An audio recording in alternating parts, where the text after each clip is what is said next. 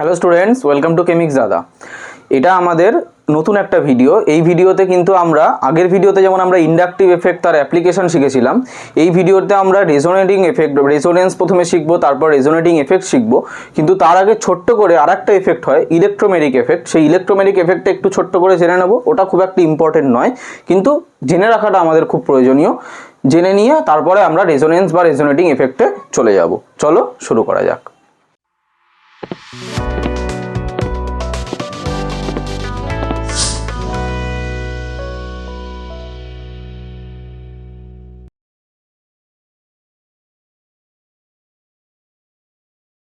চলো আজকের ভিডিওর ফার্স্ট টপিক যেটা ইলেকট্রোমেরিক এফেক্ট, সেটাকে আমরা দেখে নিই একটু। তো ইলেকট্রোমেরিক এফেক্টটা কি? ইলেকট্রোমেরিক এফেক্ট হচ্ছে, ধরো কোনো একটা কম্পাউন্ড আছে, সেই কম্পাউন্ডে একটা ডাবল বন্ড অথবা একটা ট্রিপল বন্ড আছে মিনিমাম, ঠিক আছে? মানে মোটামুটি একটা পাই বন্ড আছে। ডাবল বন্ডে একটা পাই বন্ড থাকে, ট্রিপল বন্ডে দুটো পাই বন্ড থাকে। মিনিমাম ধরো একটা পাই বন্ড আছে।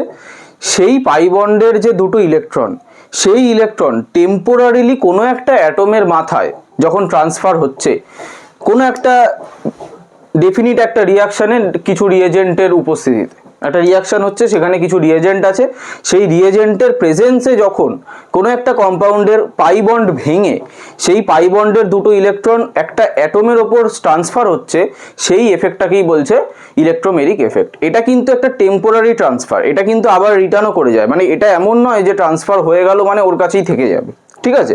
তো এই জন্যই আমরা এটা মানে টেম্পোরারি ট্রান্সফার হিসাবে আমরা এটাকে বলি। যেমন ধরো ব্যাপারটা কি, ধরো আজকে এরকম একটা কার্বন কার্বন ডাবল বন্ড আছে, ঠিক আছে? এই দুটো হাতে কি আছে আমার ম্যাটার করছে না। তো এইখানে ধরো কোনো একটা রিয়েজেন্ট আছে, এখানে রিভার্সিবল অ্যারো হয়, কারণ এদিক থেকে এদিকেও যেতে পারে, আবার এদিক থেকে এদিকেও আসতে পারে। কোনো একটা ডেফিনিট রিয়েজেন্ট দিয়েছি আমার, যে রিয়েজেন্ট দিলে আমার কাজটা হবে, আর একটা কন্ডিশন আছে রিয়াকশানের, ঠিক আছে? তো কি হবে, এই যে ডাবল বন্ডটা আছে, ডাবল বন্ডের মধ্যে একটা বন্ড পাই বন্ড, একটা বন্ড সিগমা বন্ড। তাহলে এই বন্ডটা সিগমা বন্ড, এই বন্ডটা পাই বন্ড। আমরা জানি এই পাই বন্ডটা কি হবে, এই পাই বন্ডে ইলেকট্রন দুটো ধরো এই কার্বনের মাথায় ট্রান্সফার, এই কার্বনের মাথাতেও হতে পারে, ওটা কোনো ম্যাটার করছে না। এই কার্বনের মাথায় ধরো ট্রান্সফার হলো, তখন কিরকম তৈরি করবে দেখো, এই কার্বন, এই সিঙ্গেল বন্ড থাকলো, এই কার্বন, এই যে বন্ড দুটো আছে, এই অবধি বোঝা গেল। এবারে এই ইলেকট্রন দুটো যদি এই কার্বনের মাথায় ট্রান্সফার হয়, তাহলে এই কার্বনের মাথায় একটা নেগেটিভ চার্জ চলে আসবে, কারণ এর একটা ইলেকট্রন ছিল, প্লাস এই বাদিকের কার্বনটার আর একটা ইলেকট্রনও ওর মাথায় চলে গেছে, ওই জন্য নেগেটিভ চার্জ। আর বাদিকের কার্বনটা থেকে একটা ইলেকট্রন চলে গেছে, ওই জন্য বাদিকের কার্বনটার মাথায় একটা পজিটিভ চার্জ চলে আসবে। এই ঘটনাটাকে, এই যে টেম্পোরারি ট্রান্সফার, এটা আবার কি হচ্ছে, এই নেগেটিভ চার্জটা যখন আবার ব্যাক করছে, এই নেগেটিভ চার্জটা এদিকে আলে তোমার আবার এইটা তৈরি হবে। ওই জন্যই রিভার্সিবল বা বোথ সাইড আরও দেওয়া আছে, যে এই দিক থেকে এদিকেও রিয়াকশনটা হতে পারে, এদিক থেকে এদিকেও হতে পারে। তো এই যে এফেক্টটা, এই এফেক্টটাকে বলছে ইলেকট্রোমেরিক এফেক্ট। কি বলছে? ইলেকট্রোমেরিক এফেক্ট। এবারে ইন্ডাকটিভ এফেক্টের মতোই ইলেকট্রোমেরিক এফেক্টও দু টাইপের হয়, একটা হচ্ছে প্লাস ই, একটা হচ্ছে মাইনাস ই। আচ্ছা, ইলেকট্রোমেরিক এফেক্টকে ই দিয়ে ডিনোট করা হয়। আমরা যেমন ইন্ডাকটিভ এফেক্টকে আই দিয়ে, ক্যাপিটাল আই দিয়ে ডিনোট করেছিলাম, ইলেকট্রোমেরিক এফেক্টকে কিন্তু ক্যাপিটাল ই দিয়ে ডিনোট করা হয়। তো প্লাস ই আর মাইনাস ই কখন কি বলবে, ধরো যখন যে কার্বনে এই পাই বন্ডের ইলেকট্রনটা ট্রান্সফার হচ্ছে, সেই কার্বনে যখন রিয়েজেন্টের কেউ এসে বন্ড করছে, তখন সেটা প্লাস ই। কি বললাম? যে অ্যাটমে পাই বন্ডের ইলেকট্রনটা ট্রান্সফার হচ্ছে, সেই অ্যাটমে যখন রিয়েজেন্টের লোকজন এসে বন্ড করছে, তখন সেটা প্লাস ই। মানে ধরো আমি একটা এক্সাম্পল দিয়ে দেখাচ্ছি। এই ধরো কার্বন এরকম আছে, সি ডাবল বন্ড সি, এখানে একটা হাইড্রোজেন, এখানে একটা হাইড্রোজেন, মানে ইথিলিন আছে। ক্লিয়ার? এইবারে আমার রিয়েজেন্টের মধ্যে ধরো অ্যাসিড আছে। অ্যাসিড মানে সেখানে কি আছে, অবশ্যই এইচ প্লাস আছে, এইচ প্লাস আমি দিয়ে দিলাম। এটা ধরো আমার রিয়েজেন্টে আছে। এইবারে কি হবে, এইখানে ধরো এই যে কার্বনের পাই বন্ড দুটো ইলেকট্রোমেরিক এফেক্টের জন্য এই ডান দিকের কার্বনটার মাথায় শিফট করলো। ক্লিয়ার? ডান দিকের কার্বনটার মাথায় শিফট করলো। তাই ডান দিকের কার্বনটার মাথায় শিফট করলে কিরকম তৈরি করবে, এই যে H H C, single bond C, এখানে একটা এইচ, এখানে একটা এইচ, এইটার মাথায় মাইনাস চার্জ, কারণ এই দিকে শিফট করেছে। তাহলে এইটার মাথায় কি আসবে, পজিটিভ চার্জ, যেটা আমি আগে বোঝালাম নেগেটিভ পজিটিভটা কিভাবে আসবে, আশা করি বোঝা যাচ্ছে। তো আমার রিয়েজেন্টে কি আছে, রিয়েজেন্টে আমার এইচ প্লাস আছে।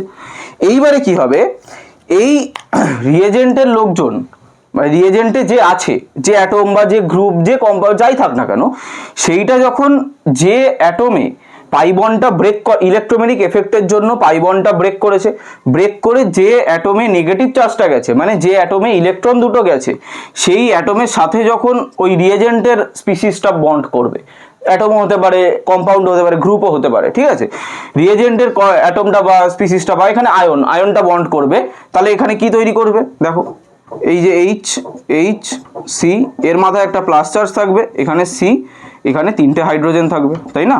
এখানে যেহেতু একটা নেগেটিভ চার্জ ছিল, নেগেটিভ চার্জের দুটো ইলেকট্রন, একটা ইলেকট্রন এরকম ডোনেট করে হাইড্রোজেনের সাথে বন্ড করে নিচ্ছে, তাহলে আমার এটা কি তৈরি হলো, CH2, মানে ইকুইভ্যালেন্সি হিসাবে আমরা লিখতে পারি CH2 এর মাথায় plus, single bond CH3। Clear? তো এই এফেক্টটাকে আমরা বলছি প্লাস ই এফেক্ট, এই এফেক্টটাকে আমরা কি বলছি, প্লাস ই এফেক্ট। তাহলে প্লাস ই এফেক্ট কাকে বলবো, আবার বলছি, যারা বুঝতে পারোনি ভালো করে দেখো। ইলেকট্রোম্যাগনেটিক এফেক্টটা কি, কোনো একটা পাই বন্ড ব্রেক করবে, টেম্পোরারি ভাবে কোনো একটা অ্যাটমের মাথায় ট্রান্সফার হবে। কোন অ্যাটম, যে অ্যাটম দুটো পাই বন্ডের সাথে অ্যাটাচড আছে সেই দুটোর মধ্যেই কোনো একটা অ্যাটম, এখানে তো আর হাইড্রোজেনের সাথে ইলেকট্রনটা হাইড্রোজেনের মাথায় চলে যাবে এরকম তো হবে না, যে অ্যাটম দুটোর মধ্যে পাই বন্ডটা অ্যাটাচড আছে সেই অ্যাটম দুটোর যে কোনো একটা অ্যাটমে পাই বন্ডটা ইলেকট্রন দুটো নিজের ব্রেক করে ইলেকট্রন দুটো উঠে যাবে। তো যে অ্যাটমে ইলেকট্রন দুটো উঠলো, সেই অ্যাটমটা যখন রিয়েজেন্টের কোনো অ্যাটম বা গ্রুপ বা আয়ন এদের সঙ্গে বন্ড করবে, তখন কিন্তু সেটাকে আমরা প্লাস ই এফেক্ট বলবো। ক্লিয়ার? তাহলে স্যার মাইনাস ই এফেক্ট কাকে বলবো, ভালো করে দেখো, মাইনাস ই এফেক্ট কাকে বলবো, ঠিক এর উল্টোটা, যখন এই যে পাই বন্ড ব্রেক করে যে অ্যাটমটার মাথায় ইলেকট্রন দুটো চলে গেল, সেই অ্যাটমটার সাথে নয়, যে অ্যাটমটার মাথায় পজিটিভ চার্জ আছে সেই অ্যাটমটার সাথে যখন রিয়েজেন্টের গ্রুপ বা আয়ন বা র্যাডিক্যাল এরা বন্ড করবে, তখন আমরা মাইনাস ই এফেক্ট বলবো। ক্লিয়ার? দেখো ভালো করে, যদি আমি এরকম নিই, ধরো CH2 ডাবল বন্ড ও, এটা আমরা নিয়েছি, এটা ইলেকট্রোম্যাগনেটিক এফেক্ট দেখালে কি হবে, আমরা জানি কার্বনের থেকে অক্সিজেনের ইলেকট্রোনেগেটিভিটি বা তড়িৎ ঋণাত্মকতা বেশি, তাই তো? তাহলে এই বন্ডটা যদি ব্রেক করে, তাহলে ইলেকট্রন দুটো কার মাথায় উঠবে, অবশ্যই অক্সিজেনের মাথায় উঠবে, কারণ অক্সিজেনের ইলেকট্রোনেগেটিভিটি বেশি, অক্সিজেনের ইলেকট্রনের প্রতি টানটা বেশি, তাহলে এই বন্ডের ইলেকট্রন দুটো অক্সিজেনের মাথায় উঠে যাবে। অক্সিজেনের মাথায় উঠলে কিরকম দেখতে হবে, CH2, এখানে কার্বনের মাথায় একটা প্লাস, সিঙ্গেল বন্ড ও এর মাথায় একটা মাইনাস। ক্লিয়ার? এইবারে ধরো তোমার রিয়েজেন্ট আছে KCN বা HCN কিছু একটা আছে, মানে যেখানে আমার CN মাইনাস আছে, যেখানে আমার CN মাইনাসটা এর মাথায় দাও সুবিধা হবে, CN মাইনাস আছে। ক্লিয়ার? এইবারে দেখো এই CN মাইনাসটা কি করবে, এটা তো নিজে মাইনাস, এখানে কি ছিল, হাইড্রোজেন প্লাস ছিল, ওই জন্য নেগেটিভ অ্যাটাক করেছে, তাহলে মাইনাসটা কোথায় যাবে, নেগেটিভে যাবে না পজিটিভে যাবে, অবশ্যই পজিটিভে যাবে, তাহলে এই মাইনাসটা এই পজিটিভে এসে অ্যাটাক করবে, তাহলে কি তৈরি করবে ভালো করে দেখো, CH2 তার সঙ্গে একটা CN সিঙ্গেল বন্ড ও মাইনাস, এই কম্পাউন্ডটা তৈরি করলো বা এই র্যাডিক্যালটা তৈরি করলো। তাহলে এইখানে দেখো পাই বন্ডের ইলেকট্রন দুটো ব্রেক করে যে অ্যাটমের মাথায় উঠেছিল, সেই অ্যাটমে কিন্তু রিয়েজেন্টের জিনিসটা অ্যাটাক করেনি, রিয়েজেন্টের স্পিসিসটা কোথায় অ্যাটাক করেছে, যে অ্যাটম থেকে ইলেকট্রনটা বেরিয়ে গেছিল, মানে যেখানে পজিটিভ চার্জ ছিল, ওই জন্য এটাকে আমরা বলবো নেগেটিভ ই এফেক্ট, নেগেটিভ ইলেকট্রোম্যাগনেটিক এফেক্ট বা মাইনাস ই এফেক্ট। এই হচ্ছে প্লাস ই, এই হচ্ছে মাইনাস ই। আশা করি ইলেকট্রোম্যাগনেটিক এফেক্ট তোমাদের বোঝা গেছে, যদি কারো কোনো ডাউট থাকে আমাকে কমেন্টে জানিও। এবারে আমি রেজোনেন্সে ঢুকে যাব, দেখো। আচ্ছা চলো, এবারে আমরা দেখবো রেজোনেন্স। ক্লিয়ার? রেজোনেন্স শব্দটা আমরা কম বেশি অনেকেই শুনে থেকেছি, কেউ যদি কেমিক্যাল বন্ডিং পড়ে থাকো সেখানেও তোমরা অবশ্যই শুনে থাকবে রেজোনেন্স শব্দটা। এই শব্দটার সঙ্গে কিন্তু আমরা আগে থেকেই পরিচিত, তাহলেও আমি আরেকবার করে জিনিসটা বলবো। তো তোমাদের বইতে দেখবে একটা বেশ বড় মতো একটা প্যারাগ্রাফ মতো একটা ডেফিনেশন আছে রেজোনেন্সের। ক্লিয়ার? ওই ডেফিনেশনটা পড়ো মনে রাখো, কিন্তু আমি একটা শর্ট ডেফিনেশন বলে দেবো, যেটা হচ্ছে ডিলোকালাইজেশন। রেজোনেন্স কি? ডিলোকালাইজেশন অফ পাই ইলেকট্রন, এইটুকু মনে রাখলেই হবে আশা করি। ডিলোকালাইজেশন অফ পাই ইলেকট্রন মানে পাই ইলেকট্রন যেগুলো আছে, পাই ইলেকট্রন কোনগুলো, অবশ্যই পাই বন্ড যে ইলেকট্রনগুলো দিয়ে গঠন হয় সেই বন্ডের ইলেকট্রনগুলোকেই পাই ইলেকট্রন বলে। তাহলে সেই পাই ইলেকট্রনগুলোর ডিলোকালাইজেশন মানে এক জায়গা থেকে অন্য জায়গায় স্থানান্তর করা বা ট্রান্সফার করা, মানে পাই ইলেকট্রনগুলো যে স্পেসে ছিল, যে প্লেসে ছিল, সেইখান থেকে অন্য জায়গায় যখন শিফট হয়ে যাচ্ছে সেই ঘটনাটাকেই আমরা বলছি রেজোনেন্স। ক্লিয়ার? এইবারে একটা স্ট্রাকচারের অনেকগুলো রেজোনেটিং স্ট্রাকচার থাকতে পারে, কিন্তু সেক্ষেত্রে এমন নয় যে কোনো স্ট্রাকচারের ভ্যালু বেশি, কোনো স্ট্রাকচারের ভ্যালু কম। মনে রাখবে, প্রত্যেকটা রেজোনেটিং স্ট্রাকচার কিন্তু কোনোটাই ইন্ডিভিজুয়ালি ওই কম্পাউন্ডটার সমস্ত প্রপার্টিজের বা ধর্মের ব্যাখ্যা দিতে পারে না। প্রত্যেকটা যে রেজোনেটিং স্ট্রাকচার আছে, প্রত্যেকটা স্ট্রাকচারের যে কম্বিনেশন হয়ে যে প্রপার্টিগুলো বেরোয়, সেই প্রপার্টিটাই কিন্তু অরিজিনাল মলিকিউলটার প্রপার্টির ব্যাখ্যা দিতে পারে। কোনো একটা স্ট্রাকচার, আমি যদি বলি আজকে কোনো একটা রেজোনেটিং স্ট্রাকচার, ধরো একটা কম্পাউন্ডে দু রকমের রেজোনেটিং স্ট্রাকচার পাওয়া যায়। যেমন ধরো আমি সবচেয়ে সিম্পল এক্সাম্পল নিলাম বেনজিন। আমরা কি জানি? বেনজিন হচ্ছে C6H6। এটাকে যদি আঁকি তাহলে কিরকম দেখতে হয়? এরকম দেখতে হয়। 3টে ডাবল বন্ড থাকে, 6টা কার্বন, 6টা হাইড্রোজেন। ক্লিয়ার? এবার এটার মধ্যে যদি রেজোনেন্স হয়, রেজোনেন্সটা কিরকম করে হয় ভালো করে দেখো। আমি কি বলেছি? Delocalization of pi electron. তার মানে পাই ইলেকট্রনগুলোর একটা জায়গা থেকে অন্য জায়গায় শিফট হবে। তাহলে পাই ইলেকট্রন এখানে কোথায়? এই দেখো পাই বন্ড, এগুলো ডাবল বন্ড মানেই সেটা পাই বন্ড মানেই সে তার মধ্যে পাই ইলেকট্রন আছে। তাহলে সেই পাই ইলেকট্রনগুলো, ধরো এই বন্ডের পাই ইলেকট্রনটা এইদিকে ঘুরলো। ক্লিয়ার? তখন দেখো যদি এইখানে ঘোরে, তাহলে দেখো ধরো এখান থেকে একটা ডবল বন্ড আসছে তো, তাহলে তখন দেখো এই কার্বনের কটা বন্ড হচ্ছে? একটা, দুটো, দেখো একটা, দুটো, তিনটে, এই যেটা তৈরি হচ্ছে 4টে, প্লাস হাইড্রোজেনের সাথে একটা, 5টা। কিন্তু সেটা তো হবে না। তার ফলে কি হয়? এই কার্বনটা আবার এই বন্ডটাকে ঘুরিয়ে দেয়, তখন আবার এই কার্বনটা 5টা বন্ড হয়ে যায়, তখন আবার কি করে? এটা আবার এদিকে ঘুরিয়ে দেয়। তার মানে অ্যাকচুয়ালি রেজোনেটিং স্ট্রাকচার কিরকম আসলো? এইটা একটা স্ট্রাকচার আসে, আর একটা হচ্ছে এই বন্ড এদিকে ঘুরে গেছে, এই বন্ডটা এইদিকে ঘুরে গেছে, এই বন্ডটা এইদিকে ঘুরে গেছে। এই দুটো বেনজিনের রেজোনেটিং স্ট্রাকচার আসে। ক্লিয়ার? এইটা আবার বন্ড ট্রান্সফার হলে এটাই আসবে। ভালো করে দেখো, এটা যদি এই বন্ডের দিকে যায়, এই বন্ডের দিকে যায়, এই বন্ডের দিকে যায়, আমার এটাই তৈরি হবে। তো এই যে রেজোনেটিং দুটো স্ট্রাকচার আছে, এই দুটো স্ট্রাকচারের কিন্তু ধরো আমি যদি আজকে বলি এটাই বেনজিনের স্ট্রাকচার, বা তুমি যদি বলো এইটাই বেনজিনের স্ট্রাকচার, এরকম কিন্তু কোনো কথা নেই। দুটোই বেনজিনের স্ট্রাকচার। ক্লিয়ার? এই দুটো স্ট্রাকচারের যে প্রপার্টিগুলো আছে, সেই প্রপার্টিগুলো টোটাল কিন্তু বেনজিনের প্রপার্টিটাকে হোল্ড করে। ক্লিয়ার? তো আমরা কিন্তু কোনো ইন্ডিভিজুয়াল স্ট্রাকচারকে প্রেফারেন্স দিতে পারবো না। ওই জন্যই পরীক্ষার হলে তুমি এইভাবে বেনজিন লেখো বা এইভাবে বেনজিন লেখো, বা আরেকভাবে লেখা যায় যেটা আমি এক্ষুনি দেখাবো, সেইভাবে যেভাবেই লেখো না কেন, ব্যাপারটা কিন্তু ইকুইভ্যালেন্ট। মানে প্রত্যেকটা স্ট্রাকচারের ইকুইভ্যালেন্ট। তার মানে এটা নয় একজনই সবার মানে একটাকেই আমি সবার মধ্যে বড় ধরতে পারবো বা সবার উপর ধরতে পারবো। প্রত্যেকটা স্ট্রাকচারই কিন্তু ইকুইভ্যালেন্ট। তোমাকে প্রত্যেকটা স্ট্রাকচারকেই গণ্য করতে হবে যখন তুমি কোনো কিছু পড়বে বা করবে। ওই জন্যই যে কোনো স্ট্রাকচার লিখলেই আমাদের স্যারেরা কিন্তু কাটে না, কারণ প্রত্যেকটা স্ট্রাকচারই ভ্যালুয়েবল, প্রত্যেকটা স্ট্রাকচারই ভ্যালু আছে একটা ডিফিনিট। তো আমি কি বলছিলাম? তো ডিলোকালাইজেশন দেখো পাই ইলেকট্রন হলো, তার মানে ইন্ডিভিজুয়াল স্ট্রাকচারের কোনো অস্তিত্ব থাকবে না। আর এইগুলো বেশিরভাগই আমাদের কাল্পনিক, মানে বাস্তবে হয় কি হয় না সেটা পরের কথা, কিন্তু এরকমভাবে রেজোনেন্সের মাধ্যমে তাদের স্টেবিলিটি বৃদ্ধি করে। রেজোনেন্সের এফেক্ট কি আমি এগুলোতে পরে আসবো। ক্লিয়ার? আগে রেজোনেন্সটা কি এটুকু বলা হয়ে গেল। তো দেখো এইখানে কয়েকটা পয়েন্ট সেটা বলার, সেটা হচ্ছে এক হচ্ছে ওই তোমার delocalization of pi electron. Clear? 2 number যেটা হচ্ছে সেটা হচ্ছে রেজোনেন্স হাইব্রিড জিনিসটা কি? রেজোনেন্স হাইব্রিড হচ্ছে যে কটা রেজোনেটিং স্ট্রাকচার থাকতে পারে একটা কম্পাউন্ডে কোনো অসুবিধা নেই, কিন্তু ওই প্রত্যেকটা রেজোনেটিং স্ট্রাকচারের ইকুইভ্যালেন্সি করে আমি যদি একটা স্ট্রাকচার বানাতে চাই, সেক্ষেত্রে ওই স্ট্রাকচারটাকে আমরা রেজোনেন্স হাইব্রিড বলবো। তাই রেজোনেন্স হাইব্রিড কাকে বলবো? যে কটা ধরো একটা কম্পাউন্ডের 10-12টা রেজোনেটিং স্ট্রাকচার আছে, তো 10-12টা রেজোনেটিং স্ট্রাকচারকে যদি আমি কম্বাইন করে একটা স্ট্রাকচারে লিখতে যাই, তাহলে লেখাটা যেমন ভাবে হবে সেটা পরের কথা। ওই যে স্ট্রাকচারটা তৈরি হবে, যেটা তোমার সবকটা স্ট্রাকচারের ইকুইভ্যালেন্সিকে ইন্ডিকেট করছে, সবকটা স্ট্রাকচারকে ইন্ডিকেট করছে, সেই স্ট্রাকচারটা হবে আমার রেজোনেন্স হাইব্রিড। যেমন স্যার বেনজিনের ক্ষেত্রে তাহলে কি? বেনজিনের ক্ষেত্রে ভালো করে দেখো, এই যে আমার এখানে পাই ইলেকট্রন ঘুরছে, তার মানে দেখো এই যে বেনজিনটা আছে, এই বেনজিনের মধ্যে পাই ইলেকট্রন এদিকে রোটেট করলো, আবার এদিকে রোটেট করলে আবার এটাই ফিরে আসবে। তার মানে পাই ইলেকট্রন একটা নেগেটিভ চার্জ এরকম ভাবে রোটেশন হচ্ছে না বেনজিনের ভেতর? ভালো করে দেখো, এরকম ভাবে রোটেশন হচ্ছে। এই জন্য বেনজিনকে কিন্তু এরকম ভাবে লেখা যায়, এখানে অ্যারো নয়, এখানে ইকুইভ্যালেন্সি চিহ্ন।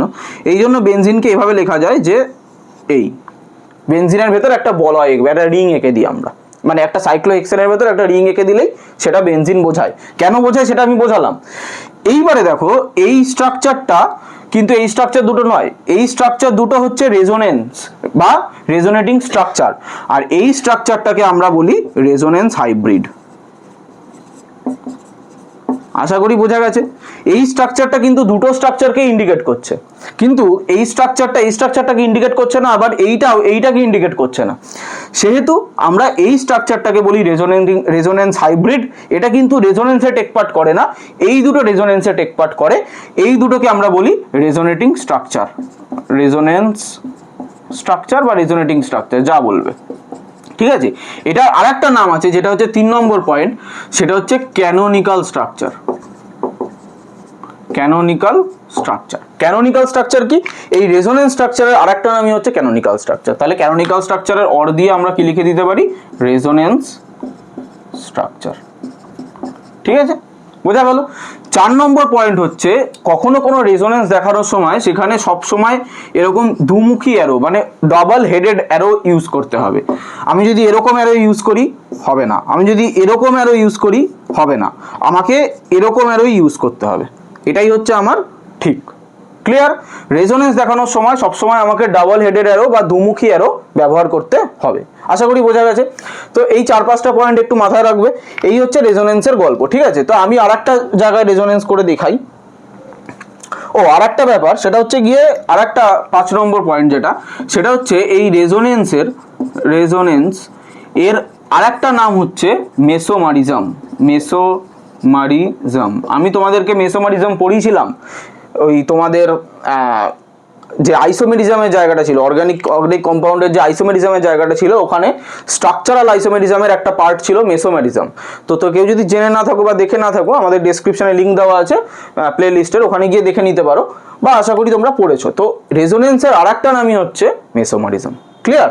তো আমরা এখন দেখবো এই বেনজিনের রেজোনেটিং স্ট্রাকচারটা তো দেখলাম, বেনজিনের রেজোনেন্সটা বুঝলাম, এবার আমরা কার্বনেট আয়নের রেজোনেন্সটা দেখবো একটু একটা এক্সাম্পল হিসাবে।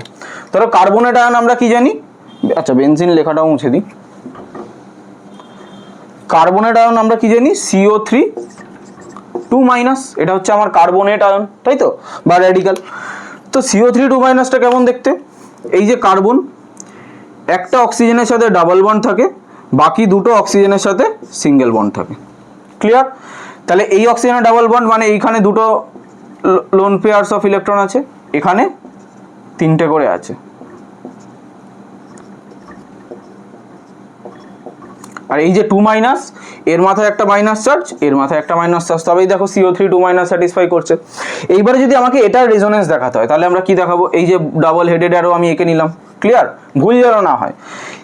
এই যে এখানে নেগেটিভ চার্জটা আছে, এই নেগেটিভ চার্জের ইলেকট্রন দুখানা ধরো ইলেকট্রন ও এইখানে ফেলে দিল, তাহলে কি হবে? এই যে ডাবল বন্ডটা, তখন কি দেখো, ভালো করে দেখো, কার্বন সবসময় 4টে করে হাত স্যাটিসফাই করবে আমরা জানি। ক্লিয়ার?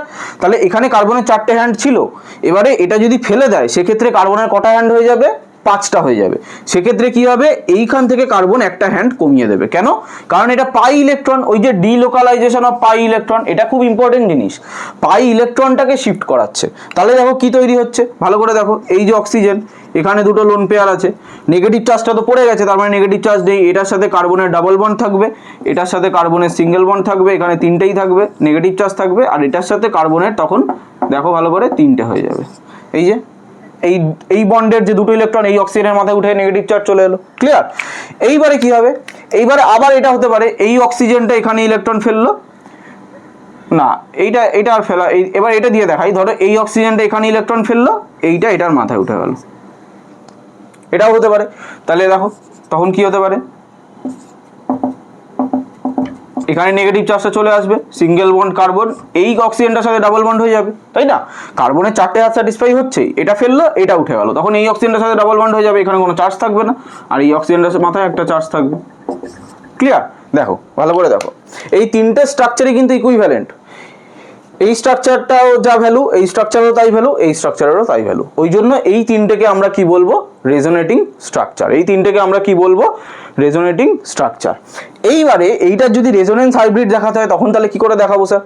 এইটার যদি রেজোনেন্স হাইব্রিড দেখাতে হয়, ভালো করে দেখো, এইখানে তিনটে অক্সিজেন আছে, তিনটে অক্সিজেনের মাথায় আমার একটা করে নেগেটিভ চার্জ আছে। ক্লিয়ার? তিনটে অক্সিজেন আছে। আচ্ছা, এইখানে আমি একটু লিখে দিই, এটা হচ্ছে রেজোনেটিং স্ট্রাকচার বা canonical, resonance or canonical structure. Clear? এইবারে দেখো এইখানে এই যে এটার যদি আমি রেজোনেন্স হাইব্রিড আঁকি, এবার আমি রেজোনেন্স হাইব্রিড আঁকবো, তাহলে কিরকম দেখতে হবে? ভালো করে দেখো, এইখানে এই যে কার্বনের সাথে এই অক্সিজেনের এই স্ট্রাকচারে ডাবল বন্ড ছিল, এই স্ট্রাকচারে এই অক্সিজেনের সাথে ডাবল বন্ড ছিল, এই স্ট্রাকচারে এই অক্সিজেনের সাথে ডাবল বন্ড ছিল। ক্লিয়ার? এইবারে তার মানে কার্বনের সাথে প্রত্যেকটা অক্সিজেনেরই কিন্তু একটা double bond, partial double bond character আসছে ঘুরে ফিরে। এটা তো ঘুরে যাচ্ছে না? আবার এইটা থেকে এইটাও হচ্ছে, ঠিক আছে? এইটা থেকে কিন্তু এইটাও হচ্ছে, এটা থেকে এটাও হচ্ছে। কি করে হচ্ছে? এই যে এই বন্ডটা পড়ছে আর এইটা এটার মাথায় উঠে যাচ্ছে, তাহলেই দেখো এটা তৈরি হয়ে যাচ্ছে, তাই না? তো এই তিনটে স্ট্রাকচারেরই ক্ষেত্রে অক্সিজেনের সাথে, প্রত্যেকটা অক্সিজেনের সাথে কার্বনের একটা পার্শিয়াল ডাবল বন্ড ছিল। তাহলে আমরা এরকম দেখাতে পারি যে carbon single bond oxygen, single bond oxygen, single bond oxygen. এবার প্রত্যেকটা অক্সিজেনের সাথে একটা পার্শিয়ালি ডাবল বন্ড থাকছে। তার মানে পার্শিয়াল ডাবল বন্ডটাকে যদি আমরা ডটেড দিয়ে দেখাই, মানে এই বন্ডটা ঘুরছে ফিরছে, ওই জন্য আমরা ডট দিয়ে, যেমন বেনজিনের সময় তো ডট দিয়ে দেখিয়েছিলাম। ক্লিয়ার? পার্শিয়াল ডাবল বন্ডটাকে। তো পার্শিয়াল ডাবল বন্ড আছে, আর কি আছে? চার্জ আছে। প্রত্যেকের টোটাল তিনটে অক্সিজেনের মাথায় দুটো নেগেটিভ চার্জ আছে। মানে এক একজনের মাথায় অ্যাভারেজে ভাগে কত করে পড়ছে? 2/3, 2/3 মাইনাস 2/3 মাইনাস 2/3 মাইনাস। এইটা হচ্ছে আমার কার্বনেট আয়নের রেজোনেন্স হাইব্রিড। এটা হচ্ছে আমার কার্বনেট আয়নের রেজোনেন্স হাইব্রিড। আর এই তিনটে হচ্ছে কার্বনেট আয়নের রেজোনেটিং স্ট্রাকচার বা ক্যানোনিক্যাল স্ট্রাকচার। বুঝতে পেরেছো? আশা করি বোঝা গেছে। দেখো, আচ্ছা চলো এবারে আমরা রেজোনেন্সের যে স্ট্রাকচার স্টেবিলিটি পায়, কোন স্ট্রাকচার কখন কিভাবে স্টেবিলিটি পায়, কখন রেজোনেন্স হাইব্রিড স্টেবিলিটি পায়, এইগুলোকে বোঝার জন্য কতগুলো নিয়ম আছে, ঠিক আছে? কতগুলো রুল আছে। সেই রুলগুলোকে আমরা একটার পর একটা দেখব। আস্তে আস্তে আস্তে আস্তে আমরা বুঝতে পারবো যে কখন কিভাবে কি আমাদেরকে ভাবতে হবে, ঠিক আছে? বিভিন্ন অ্যাপ্লিকেশনের জন্য পরবর্তীকালে। তো রুল 1 যেটা বলছে সেটা হচ্ছে গিয়ে কোনো একটা ধরো নন পোলার এলিমেন্ট আছে, ঠিক আছে? নন পোলার মানে অ্যাকচুয়ালি কোনো চার্জ নেই, ঠিক আছে? চার্জ ছাড়া যে কম্পাউন্ডটা আছে সেই কম্পাউন্ডটার স্টেবিলিটি, ওটার ধরো রেজোনেন্স একটা হাইব্রিড আছে যেটা হচ্ছে ডাইপোলার, মানে যেখানে একটা নেগেটিভ একটা পজিটিভ চার্জ আছে, সেইটার থেকে ওইটার চার্জ ছাড়া যেটা, মানে যেটা পোলার নয় যেটা, সেটার স্টেবিলিটি অনেক বেশি হয়। তাহলে আমি এখানে লিখতে পারি যে non-polar structure has more stability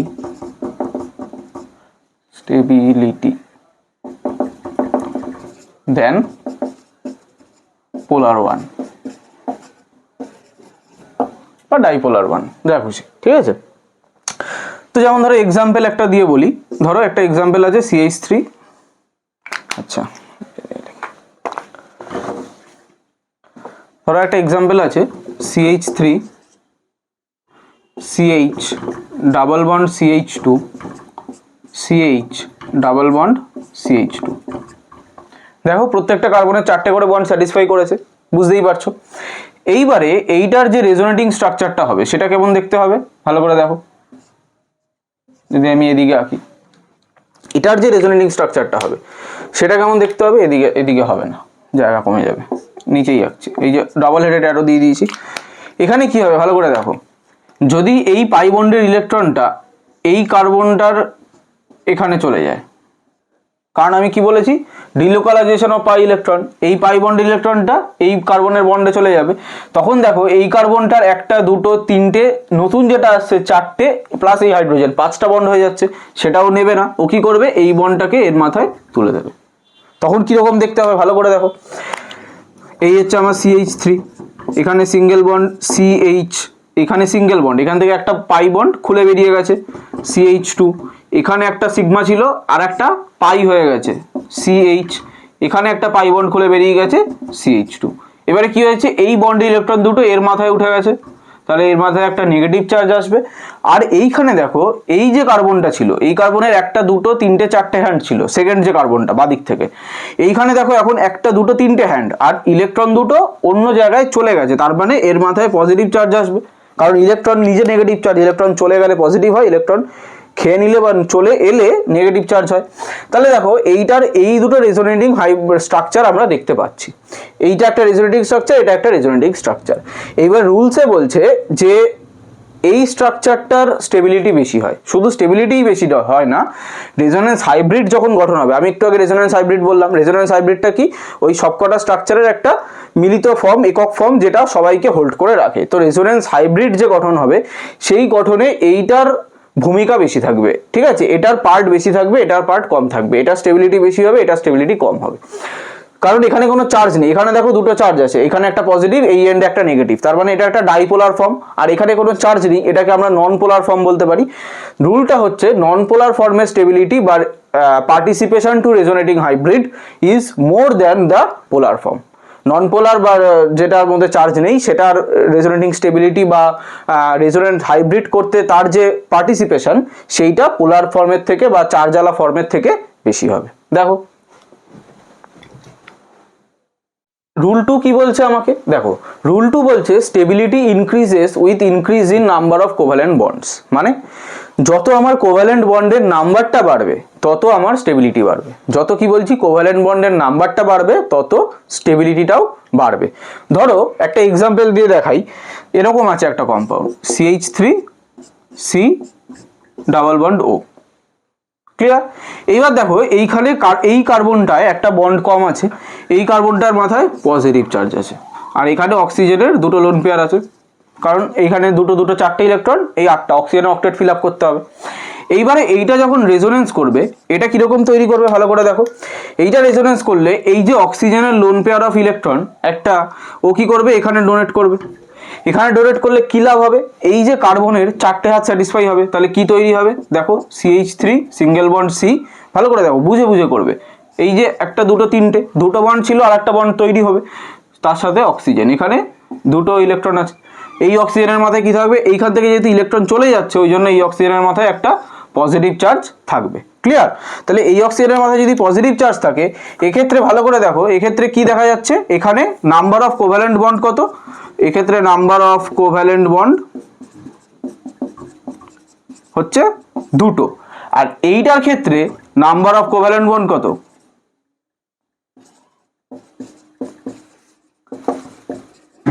হচ্ছে তিনটে। তাহলে আমরা কি বলতে পারি, আমাকে কি বলেছে রুলসে, stability increases with increase in number of covalent bond, covalent বন্ডের নাম্বারটা যত বাড়বে তত তার স্টেবিলিটি বাড়বে। তাহলে এখানে দেখো দুটো কোভ্যালেন্ট বন্ড আছে, এখানে এখানে এই স্ট্রাকচারের একটা পজিটিভ চার্জ আছে, এই স্ট্রাকচারের একটা পজিটিভ চার্জ আছে, তো এক্ষেত্রে তুমি কিন্তু ফার্স্ট রুলটা অ্যাপ্লাই করতে পারবে না যে একটা নন পোলার আর একটা পোলার, এটা হবে না, দুটো স্ট্রাকচারেই চার্জ আছে। তাহলে এইখানে আমরা কি অ্যাপ্লাই করব, এইখানে অ্যাপ্লাই করব যে নাম্বার অফ কোভ্যালেন্ট বন্ড এখানে তিনটে আছে, এখানে নাম্বার অফ কোভ্যালেন্ট বন্ড দুটো আছে, তার মানে স্টেবিলিটি কার বেশি হবে, স্টেবিলিটি এই কম্পাউন্ডটার বেশি হবে, এই যে এই কম্পাউন্ডটা আছে এটার স্টেবিলিটি এইটার থেকে বেশি হবে, বোঝা গেল। দেখো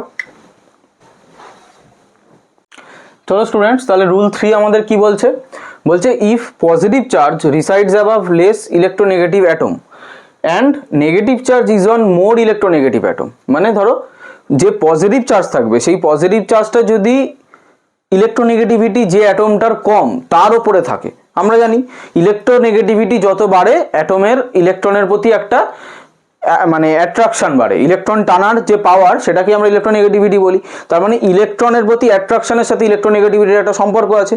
তো ইলেকট্রোনেগেটিভিটি যে অ্যাটমটার বেশি হবে সেই অ্যাটমের মাথায় ধরো যদি নেগেটিভ চার্জটা আসে তাহলে সেই অ্যাটমটা সেটাকে চাইবে, এমন নয় যে সে সেটাকে রিজেক্ট করবে। কিন্তু ধরো ইলেকট্রো পজিটিভ অ্যাটম মানে যার ইলেকট্রোনেগেটিভিটি অনেক কম সেরকম টাইপের একটা অ্যাটমের মাথায় যদি নেগেটিভ চার্জ আসে সে কিন্তু নিতে চাইবে না। যেমন আজকে ক্লোরিন, একটা এক্সাম্পল দিয়ে বলছি, ক্লোরিনের মাথায় যদি নেগেটিভ চার্জ আসে ক্লোরিন কিন্তু সেটাকে একটু হেলদিভাবে নেবে, ও কিন্তু অতটাও বিরোধিতা করবে না। কিন্তু যদি আজকে সোডিয়ামের মাথায় নেগেটিভ চার্জ আসে ও কিন্তু সেটাকে নিতে পারবে না, ক্লিয়ার। তো এটাই আমি বোঝাতে চেয়েছি এই রুলটাতে, যে ইফ কোনো একটা পজিটিভ চার্জ যদি কম ইলেকট্রোনেগেটিভ ওয়ালা যে অ্যাটমটা আছে তার উপরে থাকে, ইলেকট্রোনেগেটিভিটি আলা, আর কম এই নেগেটিভ চার্জ যদি যে অ্যাটমটার ইলেকট্রোনেগেটিভিটি বেশি সেটার উপরে থাকে, তখন ওই রেজোনেটিং স্ট্রাকচারটার স্টেবিলিটি বেড়ে যায় আর তার কন্ট্রিবিউশনও বেড়ে যায় রেজোনেন্স হাইব্রিডে। ঠিক আছে, তো এক্সাম্পল দিয়ে বলছি, দেখো ভালো করে। এই যে আমি এটা লিখে নিয়েছি, ধরো এইখানে আছে CH2 bond CH double bond O, এখানে অক্সিজেনের যে দুটো লোন পেয়ার আছে, কার্বনের মাথায় একটা নেগেটিভ চার্জ আছে। ঠিক আছে, এইবারে এটা রেজোনেন্স করলে কিরকম ফর্ম করবে, ডাবল হেডের অ্যারো দিয়ে দেখাতে হবে, এটা কিন্তু ভুল করবে না কখনোই।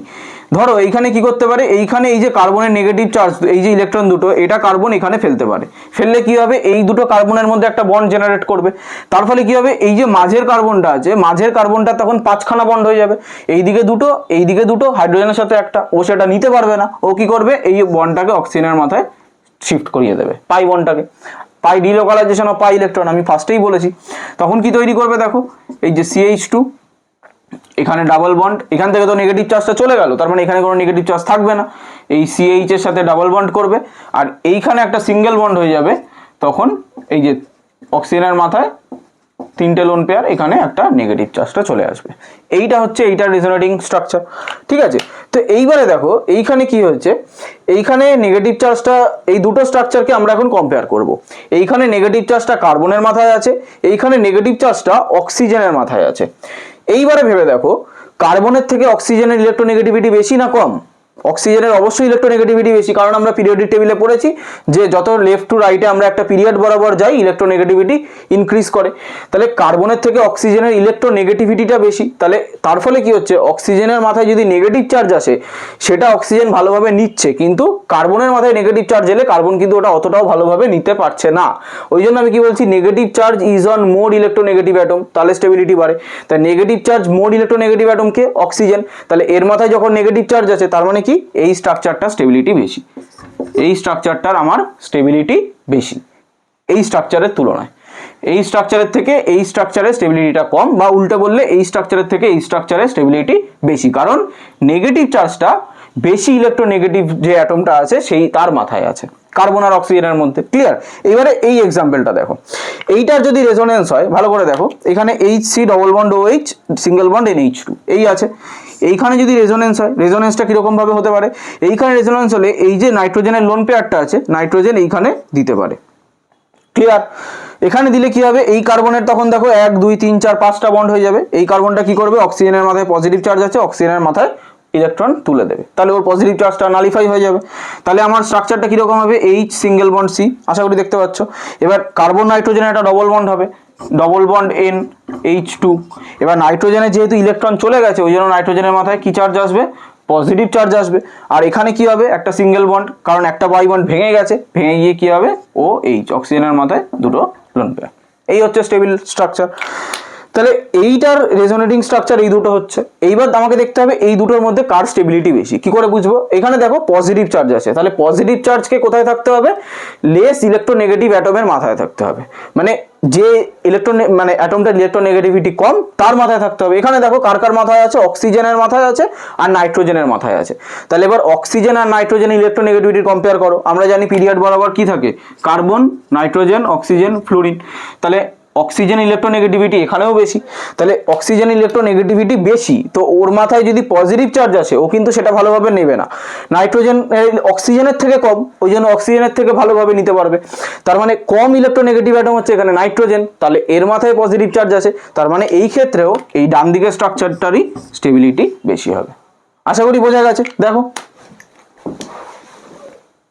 রুল 4টা দেখো, রুল 4-এ বলছে structure having positive charge will be more stable if all atoms present in it complete their octet. মানে কোনো একটা স্ট্রাকচারের যদি পজিটিভ চার্জ থাকে, তাহলে সেই স্ট্রাকচারের যে রেজোনেটিং স্ট্রাকচারগুলো আছে বা ক্যানোনিক্যাল যে ফর্মগুলো আছে, তার মধ্যে সেই ফর্মটাই সবচেয়ে বেশি স্টেবল হবে যেই ফর্মে প্রত্যেকটা অ্যাটম তার অক্টেট ফিল আপ করে থাকবে বা অষ্টক সূত্র মেনে চলবে। ক্লিয়ার?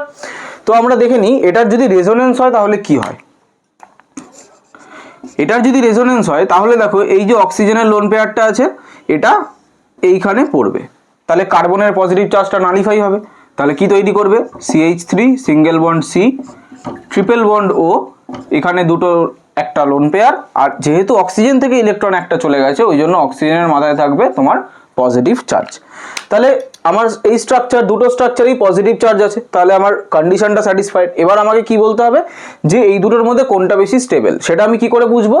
যেটাতে আমরা দেখবো যে প্রত্যেকটা অ্যাটম তার অক্টেট ফিল আপ করে আছে, সেটা দেখি আমরা বুঝবো ওটা কোনটা বেশি স্টেবল, সেটা বেশি স্টেবল। তাহলে দেখো CH3 পার্টটা দেখার কিন্তু কোনো দরকার নেই, কারণ আমরা জানি CH3 বন্ড এটা তোমার অক্টেট ফিল আপ করেই অলরেডি বসে আছে।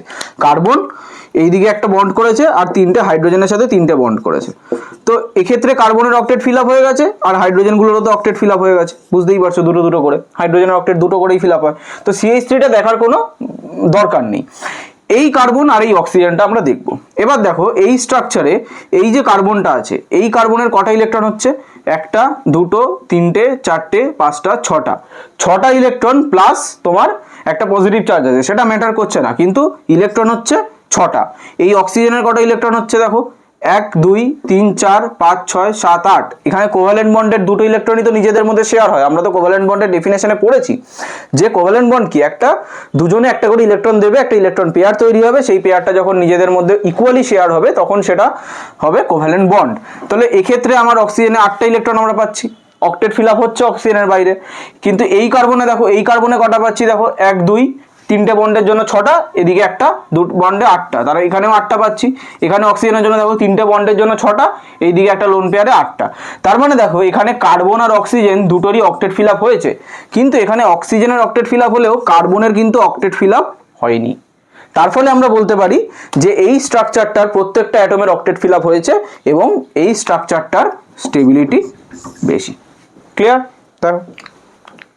তো স্টুডেন্টস, রুল 5-এ কি বলছে? রুল 5-এ বলছে aromatic structure is more stable than non aromatic structure having same number of covalent bond. যদি দুটো রেজোনেটিং স্ট্রাকচারে same number of covalent bond থেকেও থাকে, সেক্ষেত্রেও অ্যারোমেটিক স্ট্রাকচার যেটা হবে সেইটার স্টেবিলিটি নন অ্যারোমেটিকের থেকে অনেক বেশি হবে। কারণ আমরা জানি অ্যারোমেটিক স্ট্রাকচারে রেজোনেন্স কিন্তু হাইলি অ্যাপ্রোপ্রিয়েট, মানে রেজোনেন্স হলেই অ্যারোমেটিক স্ট্রাকচারের স্টেবিলিটি এমনিই বাড়ে। আর অ্যারোমেটিক স্ট্রাকচার ফর্ম করছে কোথাও রেজোনেন্সের মাধ্যমে, সেই স্ট্রাকচারটাই হয়তো রেজোনেন্স করে নন অ্যারোমেটিক হয়ে যাচ্ছে, সেক্ষেত্রে অ্যারোমেটিক পার্ট যে স্ট্রাকচারটা থাকবে সেইটা স্টেবিলিটি কিন্তু বেশি হবে।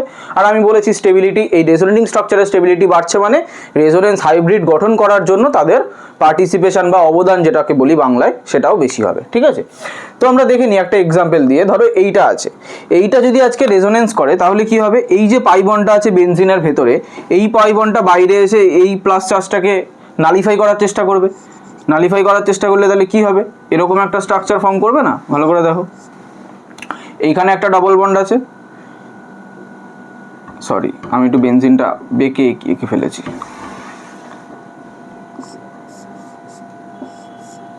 এই দেখো এখানে ডাবল বন্ড ছিল, এখানে ডাবল বন্ড আছে, নিচে ডাবল বন্ড ছিল, নিচে ডাবল বন্ড আছে। এই যে বন্ডটা CH2 এটা আছে, এই CH2 এইখানের বন্ডটা খুলে এইখানে এসছে, কার্বন ইলেকট্রন পেয়ে গেছে, ফলে কার্বনের পজিটিভ চার্জ নেই। কিন্তু এই যে কার্বনটা ছিল, এই কার্বনের একটা বন্ড, একটা ইলেকট্রন বেরিয়ে গেছে, তো এই কার্বনের মাথায় কি থাকবে? এই কার্বনের মাথায় একটা পজিটিভ চার্জ থাকবে। এই হচ্ছে আমার স্ট্রাকচার, এই একটা রেজোনেটিং ফর্ম, এই একটা রেজোনেটিং ফর্ম, কিন্তু কার স্টেবিলিটি বেশি হবে? সেক্ষেত্রে আমাকে দেখতে হবে যে কোনটার মধ্যে অ্যারোমেটিসিটিটা বজায় আছে। এটার মধ্যে আমরা দেখে বলতে পারি যে অ্যারোমেটিসিটিটা বজায় আছে, কিন্তু এটার মধ্যে বজায় নেই। সেটা স্যার কি করে বলবো? সেটা একটা রুল হয়, সেটা আমরা 11-এর পরের দিকে গিয়েও পড়বো, কিন্তু আপাতত আমি ছোট্ট করে একটু বলে দিই। সেটা হচ্ছে Huckel rule of aromaticity. Huckel rule for aromaticity. Huckel's rule কি বলছে? 1 নম্বর হচ্ছে জিনিসটাকে সাইক্লিক হতে হবে, যে কম্পাউন্ডটা থাকবে সেটাকে একটা সাইকেলের ভেতর থাকতে হবে। ক্লিয়ার? 2 নম্বর বলছে ওটাকে প্ল্যানার হতে হবে, মানে একটা সেম প্লেনে থাকতে হবে, এরকম গিয়ে এরকম উঠে গেল এরকম করলে হবে না। আর 3 নম্বর যেটা very very very very important, সেটা হচ্ছে ওটাতে 4n+2 পাই ইলেকট্রন থাকতে হবে। ওটাতে 4n+2 পাই ইলেকট্রন থাকতে হবে, যেখানে n এর ভ্যালু 1 2 3 ... ক্লিয়ার? আর n এর ভ্যালু 0 হতে পারে, 0 1 2 3 ... তো 4n+2 পাই ইলেকট্রন থাকতে হবে, n এর ভ্যালু 0 বা যে কোনো পজিটিভ ইন্টিজার।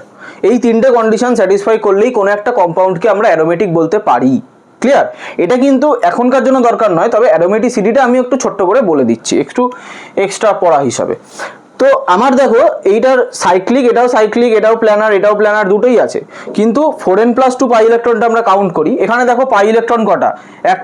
একটা বন্ডের, একটা পাই বন্ডের ইলেকট্রন দুটো, তার মানে 3টে বন্ড আছে, তাহলে এখানে পাই ইলেকট্রন হচ্ছে আমার ছটা। কার জন্য? এই স্ট্রাকচারটার জন্য। সেটা দেখো 4n+2 স্যাটিসফাই করছে। আমি যদি n এর জায়গায় 1 বসাই তাহলে 4 × 1+2 মানে 6খানা পাই ইলেকট্রন আমার স্যাটিসফাই করছে। কিন্তু এইটাতে দেখো, এইটাতে আমরা পাই ইলেকট্রন কটা পাবো? পাই ইলেকট্রন মানে হ্যাঁ, এবার তোমরা বলতে পারো যে স্যার এইখানে একটা পাই বন্ড, এখানে একটা পাই বন্ড, সেক্ষেত্রে আমি পাই ইলেকট্রন পাচ্ছি 4টে, যেটা বলতে চাচ্ছিলাম। এবার তোমরা বলতে পারো যে স্যার এইখানেও তো একটা, বাইরেও তো একটা পাই বন্ড আছে, সেটা আমরা নেব না, কারণ ফার্স্ট কন্ডিশনটা কি হতে হবে? সাইক্লিক হতে হবে, একটা সাইকেলের ভেতর থাকতে হবে, যে কটাই থাকবে। তাহলে আমরা এই দুটোকেই নেব 4টে। তাহলে 4টে দেখো 4n+2 কোনোভাবেই বসিয়ে আসবে না। n এর জায়গায় 0 বসালে 2 আসে, n এর জায়গায় 1 বসালে 6 আসে, তার মাঝখানে আমরা কিছু বসাতে পারবো না। তার ফলে এটা আমার নন অ্যারোমেটিক হবে বা অ্যারোমেটিক হবে না, আর এটা আমার অ্যারোমেটিক হবে। তাহলে এইটা দেখে আমরা বুঝতে পারছি যে কে অ্যারোমেটিক, কে অ্যারোমেটিক নয়। তার মানে আমাকে কি বলেছে? অ্যারোমেটিক স্ট্রাকচারের স্টেবিলিটি বেশি। তার মানে এখানে কোন স্ট্রাকচারের স্টেবিলিটি বেশি? এখানে এই স্ট্রাকচারটা স্টেবিলিটি বেশি। বোঝা গেল? আশা করি বোঝা গেছে। দেখো রুল 6, দেখো রুল 6 বলছে structure having 2 unit charge on the same atom is less stable. মানে যে স্ট্রাকচারটার, যে রেজোনেটিং স্ট্রাকচারটার কোনো একটা অ্যাটমের ওপরে ধরো দুটো পজিটিভ বা দুটো নেগেটিভ চার্জ চলে এসছে, সেই স্ট্রাকচারটা ওর স্টেবিলিটি অনেক কমে যাবে। কার থেকে? যেখানে চার্জের ডিস্ট্রিবিউশনটা এক এক এক এক করে থাকবে। ঠিক আছে, যেমন ধরো এইটা আমি একটা এক্সাম্পল এগেছি, এইখানে দেখো 3টে নাইট্রোজেন, এটা অ্যাকচুয়ালি N3, ঠিক আছে, N3 মলিকিউলের স্ট্রাকচার। তো N3 মলিকিউলের এই স্ট্রাকচারটা, এখানে দেখো এই নাইট্রোজেনে একটা নেগেটিভ, এই নাইট্রোজেনে একটা নেগেটিভ, মাঝের নাইট্রোজেনে একটা পজিটিভ। ক্লিয়ার? তো এই ক্ষেত্রে দেখো এইটাও এক ইউনিট চার্জ, এটাতেও এক ইউনিট চার্জ, এটাতেও এক ইউনিট চার্জই আছে, সেটা পজিটিভ থাক বা নেগেটিভ থাক। এইবারে যদি এটা রেজোনেন্স করে তাহলে কি ফর্ম করবে ভালো করে দেখো। এটা রেজোনেন্স করলে ধরো এই নেগেটিভটা এখানে পড়লো, নেগেটিভ পড়া মানে অ্যাকচুয়ালি এই লোন পেয়ারটা এখানে গিয়ে পড়েছে, তো লোন পেয়ারটা পড়ার ফলে কি হবে? এইটা এখানে উঠে যাবে, কারণ এই নাইট্রোজেনের তখন আবার বন্ড বেড়ে যাচ্ছে, তো এইটা উঠে যাবে। এইটা উঠে গেলে কি হবে? নাইট্রোজেন এইখানে একটা লোন পেয়ার থাকবে, এটার সাথে এটা ট্রিপল বন্ড হবে, মাঝের নাইট্রোজেনটা থাকবে, মাঝের নাইট্রোজেনের মাথায় একটা প্লাস চার্জ থাকছে, আর এই বন্ডটা এইখানে উঠে যাচ্ছে, এখানে 2- এসে যাচ্ছে। ঠিক আছে, কি করে হচ্ছে ভালো করে দেখো। এই যে ইলেকট্রন দুটো ফেলার ফলে কি হলো? এই নাইট্রোজেনের 3টে বন্ড এখানে হয়ে গেল, তার ফলে একটা পাই বন্ড এখান থেকে ব্রেক করে এর মাথায় উঠে গেল। এর মাথায় দুটো লোন পেয়ার ছিল, এখন 3টে লোন পেয়ার আর একটা মাইনাস ছিল, ওই জন্য দুটো মাইনাস হয়ে গেছে। ক্লিয়ার? তো এই দুটো হচ্ছে আমার রেজোনেটিং স্ট্রাকচার। এবার কার স্টেবিলিটি বেশি? আমি কি বললাম? এইখানে দেখো 1 ইউনিট করে চার্জ আছে, এইখানে দেখো এইখানে 1 ইউনিট থাকলেও এইখানে কিন্তু 2 ইউনিট চার্জ আছে। তার ফলে আমাকে কি বলেছে? Structure having 2 unit charge on the same atom is less stable. তার মানে স্টেবিলিটি কার বেশি? স্টেবিলিটি এই অ্যাটমটার বেশি, এই স্ট্রাকচারটার বেশি, রেজোনেটিং বা এই ক্যানোনিক্যাল স্ট্রাকচারটার বেশি। বোঝা গেল? দেখো চলো স্টুডেন্টস, তাহলে রুল নাম্বার 7টা কি বলছে? The structure having similar type of charge on adjacent atoms will be less stable. যে সমস্ত স্ট্রাকচারে পাশাপাশি, অ্যাডজাসেন্ট অ্যাটম মানে পাশাপাশি অ্যাটমে সেম টাইপ অফ চার্জ আছে, মানে পজিটিভ চার্জ, দুটোতেই পজিটিভ চার্জ আছে, বা নেগেটিভ থাকলে দুটোতেই নেগেটিভ চার্জ আছে, সেই স্ট্রাকচারগুলোর স্টেবিলিটি কিন্তু অনেক কমে যাবে, কারণ সেম চার্জ পাশাপাশি দুজনকে রিপেল করে। ঠিক আছে, তো আমরা সেটা জানি, পজিটিভ চার্জকে রিপেল করে, নেগেটিভকে রিপেল করে, সেক্ষেত্রে ওদের স্টেবিলিটিটা ওই জন্য অনেকটাই কমে যায়। তো এক্ষেত্রে কি হতে পারে? এইটা এই একটা এক্সাম্পল আমি লিখেছি, R3N+ bond CH double bond O। ধরো এইটা যদি রেজোনেন্স হয়, এটাই কি হতে পারে? এই পাই বন্ডের ইলেকট্রনটা অক্সিজেনের মাথায় উঠে যেতে পারে। সেক্ষেত্রে কি তৈরি হবে? সেক্ষেত্রে যদি আমি লিখি তাহলে এখানে R3N, তার মাথায় প্লাস চার্জ তো একটা আছেই, ঠিক আছে, এই যে সিঙ্গেল বন্ড CH, এখানে সিঙ্গেল বন্ড O, এখানে অক্সিজেনের মাথায় 3টে লোন পেয়ার চলে আসবে, সেক্ষেত্রে এখানে একটা নেগেটিভ চার্জ আসবে, আর কার্বন থেকে দেখো একটা বন্ড বেরিয়ে গেল বা একটা ইলেকট্রন, ওই জন্য এটা একটা পজিটিভ চার্জ। তো এইটার ক্ষেত্রে কি হচ্ছে দেখো, এইটার ক্ষেত্রে এই রেজোনেটিং স্ট্রাকচার যেটা আছে, এইখানে নাইট্রোজেন আর কার্বন দুটোতেই পজিটিভ চার্জ আছে এবং দুটোই অ্যাডজাসেন্ট, দুটো পাশাপাশি আছে, তার জন্য এই স্ট্রাকচারটা স্টেবিলিটি অনেক কমে যাবে, আর এই স্ট্রাকচারটা স্টেবিলিটি বেড়ে যাবে। ক্লিয়ার? দেখো এইবারে দেখো পরের রুলে বলছে the structure having different types of charges in a close proximity is more stable. মানে different types of structure charges মানে প্লাস বা প্লাস মাইনাস, ঠিক আছে, তো একটা পজিটিভ চার্জ একটা নেগেটিভ চার্জ যদি কাছাকাছি থাকে, তারা যত কাছাকাছি থাকবে কম্পাউন্ডার বা রেজোনেটিং স্ট্রাকচারটা স্টেবিলিটি তত বাড়বে। একটা প্লাস চার্জ একটা মাইনাস চার্জ, এদের মধ্যে ডিস্টেন্স যত বাড়বে তত তাদের স্টেবিলিটি কমবে। তাহলে এটাকে আমরা ঘুরিয়ে অন্যভাবে বলতে পারি যে distance between the positive and negative charge increases and therefore their stability also decreases. Also না, stability decreases. আর যদি distance between positive and negative charge decreases, then stability of the resonating structure is increases. ঠিক আছে, তো সেক্ষেত্রে এটার আমরা resonating form কি দেখতে পাবো, এখানে ধরো একটা লোন পেয়ার আছে, এই যে Me3N CH double bond CH CH2, Me3 মানে তিনটে মিথাইল গ্রুপ আছে, এইটা যদি এখানে বন্ড ফেলে তাহলে এই বন্ডটা কার্বনের মাথায় উঠে যাবে, তাই না? পাই ইলেকট্রনের ডিলোকালাইজেশন হচ্ছে, তাহলে তার ফলে কি হবে, এইখানে দেখো Me3N সেম থাকবে, এখানে পজিটিভ চার্জ আছে, single bond CH, single bond, এই বন্ডটা ব্রেক করে কার্বনের মাথায় উঠেছে, মানে কার্বনের মাথায় একটা নেগেটিভ চার্জ চলে আসবে, আর এখানে CH, এইখানে ইলেকট্রন এখানে পড়ে গেছে, তার মানে এখানে ডবল বন্ড CH2, এইভাবে দেখো সবার সবকিছু স্যাটিসফাই হয়েছে। তো এক্ষেত্রে আমরা দেখছি এই দুটো রেজোনেটিং স্ট্রাকচার আমরা পাচ্ছি, কিন্তু এইটাতে দেখো পজিটিভ আর নেগেটিভ চার্জ খুব কাছাকাছি আছে, কিন্তু এটাতে দেখো একদম মাথায় আছে আর এইদিকে একদম এন্ড পয়েন্টে আছে। তার মানে কি, এই দুটোর ডিস্টেন্স অনেকটা বেশি এইটার থেকে, এইটাতে পজিটিভ আর নেগেটিভ চার্জের ডিস্টেন্সটা অনেকটা কম, ওই জন্য কোন স্ট্রাকচারটা বেশি স্টেবল হবে, যেটায় চার্জ গুলো কাছাকাছি থাকবে, তার মানে এটাই কাছাকাছি আছে, তার মানে এই স্ট্রাকচারটা স্টেবিলিটি বেশি। ক্লিয়ার? দেখো আচ্ছা, এইবারে দেখো রুল 9 কি বলছে, the molecular ion which gives more number of resonating structure is more stable. এইটার কোনো এক্সাম্পল দিয়ে বোঝার কোনো দরকার নেই, এটা তোমরা একদম ভেরি ভেরি ইম্পর্টেন্ট রুল বলে একদম মার্ক করে রাখো, খাতায় অন্য কিছু না লিখলেও এটা অন্তত লিখে রাখো। এই লাইনটা খুব ভাইটাল লাইন, এর পরবর্তীকালে যেখানে যেখানে আমার খুব রেজোনেন্স দরকার সেখানে এই লাইনটাও দরকার, যে স্ট্রাকচারের রেজোনেটিং স্ট্রাকচার যত বেশি তার স্টেবিলিটি তত বেশি। কি বললাম, যে স্ট্রাকচারের বা যে কম্পাউন্ডের বা যে মলিকিউলের রেজোনেটিং স্ট্রাকচার যত বেশি, নাম্বার অফ রেজোনেটিং স্ট্রাকচার যত বেশি, তার স্টেবিলিটিও তত বেশি। ক্লিয়ার? এটা এক্সাম্পলের কোনো প্রয়োজন নেই, এটা কিন্তু সবচেয়ে ভাইটাল রুল আমি বলবো। রুল 10 কি বলছে, the molecular ion which gives two or more equivalent resonating structure, এখানে ইকুইভ্যালেন্ট রেজোনেটিং স্ট্রাকচার কথাটা কিন্তু খুব ইম্পর্টেন্ট, ইজ মোস্ট স্টেবল। যে কম্পাউন্ডটা দুটো বা তার বেশি ইকুইভ্যালেন্ট রেজোনেটিং স্ট্রাকচার দিচ্ছে সেই কম্পাউন্ডটার স্টেবিলিটি অনেক বেশি। একটা এক্সাম্পল দিয়ে বোঝার জন্য আমি এখানে একটা কার্বক্সিলিক অ্যাসিড এঁকেছি, এখানে সেই কার্বক্সিলিক অ্যাসিডটারই একটা কার্বক্সিলেট আয়ন এঁকেছি, যেটা হচ্ছে এই H+টা ছাড়ার পর যেটা তৈরি হয়। ক্লিয়ার? তো এইবার তুমি দেখো, আজকে আমি যদি এইটার মধ্যে রেজোনেন্স দেখাই তাহলে আমি কি দেখতে পাবো, যে এইখান থেকে অক্সিজেনের লোন পেয়ারটা এখানে ইলেকট্রন ফেললো, এই বন্ডটা অক্সিজেনের মাথায় উঠে গেল, এখানে অক্সিজেনের দুটো লোন পেয়ার আছে অলরেডি, ঠিক আছে? তাহলে কি তৈরি হবে, আর সি সিঙ্গেল বন্ডও এখানে তিনটে লোন পেয়ার হয়ে যাবে, একটা মাথায় মাইনাস চার্জ আসবে, আর এখানে ডবল বন্ড ও এইচ, এখানে অক্সিজেনের থেকে যেহেতু একটা ইলেকট্রন চলে গেছে ওই জন্য এর মাথায় একটা প্লাস চার্জ আসবে। এইটা হচ্ছে একটা রেজোনেটিং স্ট্রাকচার, এটাকে স্কোয়ার ব্র্যাকেটের ভেতর দেখাচ্ছি। এবার এটা থেকে যদি আমরা H+ বার করলে কি তৈরি হয়, আর সি ডবল বন্ড ও মাইনাস, মানে H+ বাদ দিয়ে যে কনজুগেট আয়নটা বেসটা হয় সেটাই হচ্ছে এইটা। ঠিক আছে, তো এইটার মধ্যে যদি আমরা রেজোনেন্স দেখি, রেজোনেন্স দেখলে কি দেখবো, যে দেখো এইখান থেকে ইলেকট্রন এসে পড়বে, এই বন্ডটা অক্সিজেনের মাথায় উঠে যাবে, তাহলে কি তৈরি করবে, আর সি সিঙ্গেল বন্ড ও এখানে তিনটে লোন পেয়ার, মাথায় একটা মাইনাস চার্জ, ডবল বন্ড ও এখানে কোনো চার্জ নেই। ক্লিয়ার? কারণ এই চার্জটা তো এখানে ফেলেই দিয়েছে, এটাকে একটা স্কোয়ার ব্র্যাকেটের ভেতরে আমরা দেখাতে পারি। এইবার দেখো কথাটা কি, কথাটা বলছে যেটা দুটো বা তার বেশি ইকুইভ্যালেন্ট রেজোনেটিং স্ট্রাকচার দেবে, তাহলে এখানে ইকুইভ্যালেন্ট রেজোনেটিং স্ট্রাকচার কে দিচ্ছে, এই দুটো স্ট্রাকচারে দেখো দুজনেই ইকুইভ্যালেন্ট, ভালো করে দেখো, এইখানে আর সি একটা অক্সিজেনের সাথে ডবল বন্ড, একটা অক্সিজেনের মাথায় মাইনাস, এখানেও দেখো আর সি একটা অক্সিজেনের সাথে ডবল বন্ড, একটা অক্সিজেনের মাথায় সিঙ্গেল বন্ড মাইনাস। ক্লিয়ার? দুটো কিন্তু ইকুইভ্যালেন্ট, কিন্তু এই দুটো কি ইকুইভ্যালেন্ট, ভালো করে দেখো, এইখানে প্রথমত এটা নন পোলার, এটা ডাইপোলার, এখানে ইকুইভ্যালেন্সি হারিয়ে গেল, এটার কোনো চার্জ নেই কিন্তু এটাই চার্জ আছে। ক্লিয়ার?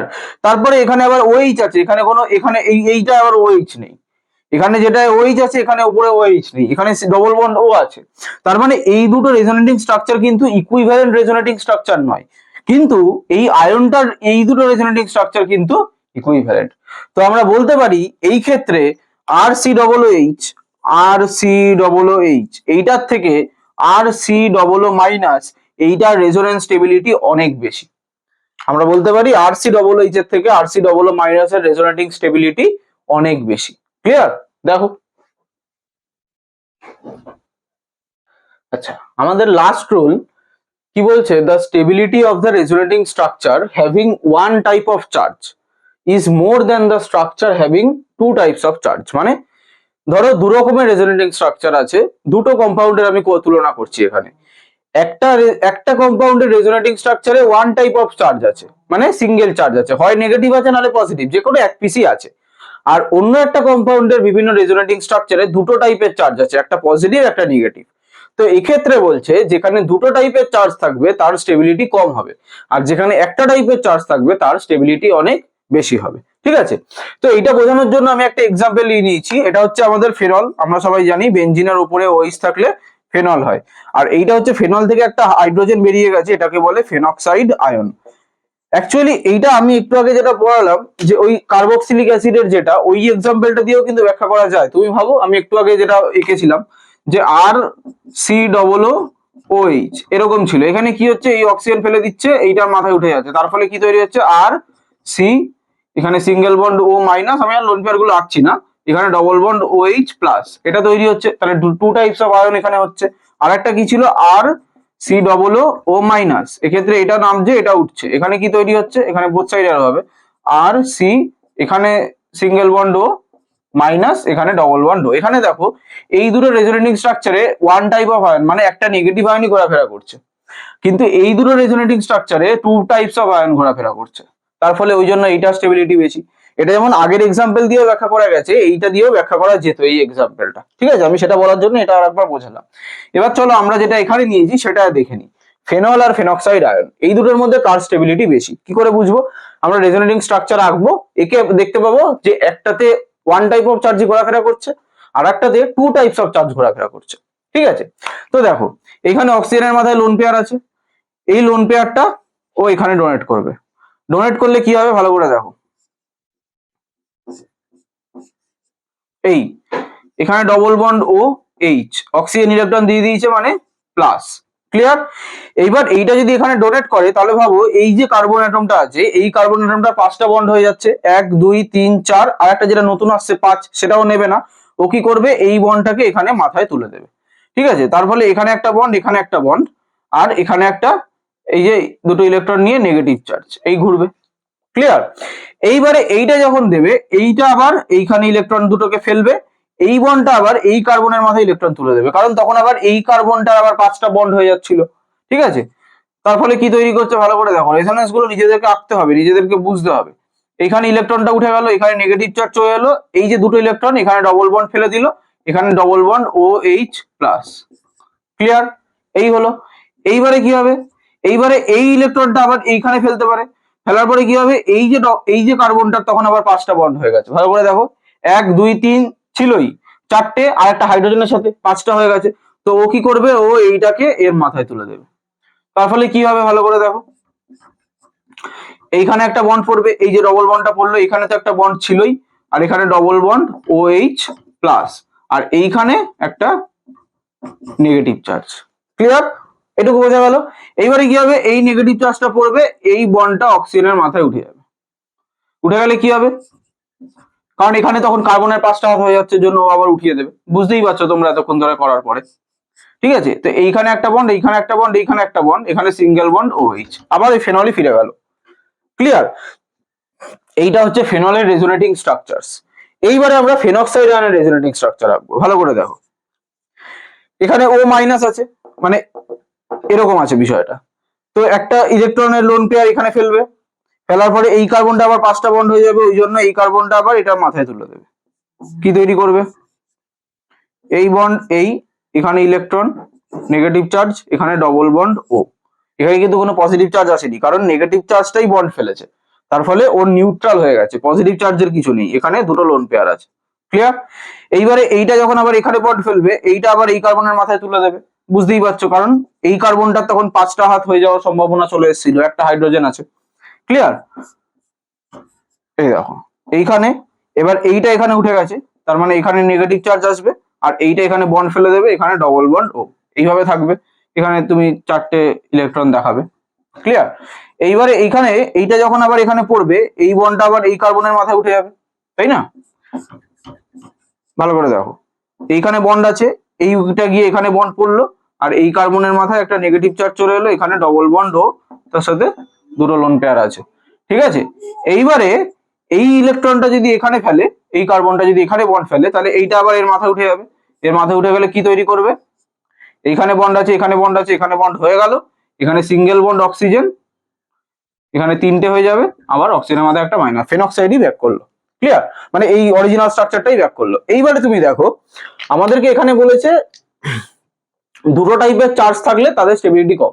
তাহলে দেখো এই ফেনলে plus minus plus minus plus minus দুটো টাইপের চার্জ রেজোনেন্সে টেক পার্ট করছে, কিন্তু ফেনক্সাইড আয়নে শুধুমাত্র প্রত্যেকটা দেখো প্রত্যেকটাতেই মাইনাস একটা করে, তার মানে one type of charge take part করছে। তার ফলে কি হবে, এই ফেনলের থেকে ফেনক্সাইডের আয়নের স্টেবিলিটি অনেক বেশি হবে, এইটার স্টেবিলিটি অনেক বেশি হবে রাদার দ্যান ফেনল। বোঝা গেল? দেখো স্টুডেন্টস, আজকে এই পর্যন্তই থাক ভিডিওটা। এখানে আমরা কি কি দেখলাম, রেজোনেন্স কি, রেজোনেন্স কিভাবে আমরা বুঝবো বা কিভাবে করব, আর তার বিভিন্ন যে রুলস রেগুলেশনস গুলো আছে, যে কোনগুলো দেখে আমরা রেজোনেন্স করতে পারবো, কোনটা দেখে আমরা বুঝতে পারবো যে কোন রেজোনেটিং স্ট্রাকচারটা বেশি স্টেবল হবে, এই সমস্ত কিছু শিখলাম, ঠিক আছে। এর পরের ভিডিওতে আমরা দেখবো এই রেজোনেন্সের অ্যাপ্লিকেশন, রেজোনেন্স করে কোথায় কোথায় আমরা কি কি বলতে পারি, ঠিক আছে। ওখানে দেখবে আমরা বন্ড লেন্থ বলতে পারছি, ওখানে দেখবে আমরা অ্যাসিডিটি বেসিসিটি অর্ডার বলতে পারছি, ক্লিয়ার, অনেক কিছুই বলতে পারি, কম্পাউন্ডের স্টেবিলিটি তো বলতেই পারছি, সেটা তোমরা আজকেই দেখলে কিছু কিছু। তো বিভিন্ন অ্যাপ্লিকেশন রেজোনেন্সের আমরা পরের দিন দেখবো। তো ভিডিওটা ভালো লেগে থাকলে বন্ধুদের সাথে অবশ্যই শেয়ার করো, আর মানে আমাদের চ্যানেলটাকে সাবস্ক্রাইব করে দিও যদি না করা থাকে, ঠিক আছে। আর দেখবে একটা ডিসক্রিপশনে টেলিগ্রাম গ্রুপের লিংক দেওয়া আছে, ওইখানে জয়েন হয়ে যাও। কারোর যদি কোনো প্রবলেম থাকে ফিজিক্স কেমিস্ট্রি ম্যাথ রিলেটেডও পাঠাতে পারো, যে যদি কোনো সমস্যা থেকে থাকে তো আমরা চেষ্টা করবো সলভ করে দেওয়ার জন্য। আর কমেন্টে জানিও ভিডিওটা কেমন লাগলো, আর আমাদেরকে সাপোর্ট করো। আজকের মতো এই অবধি, টাটা।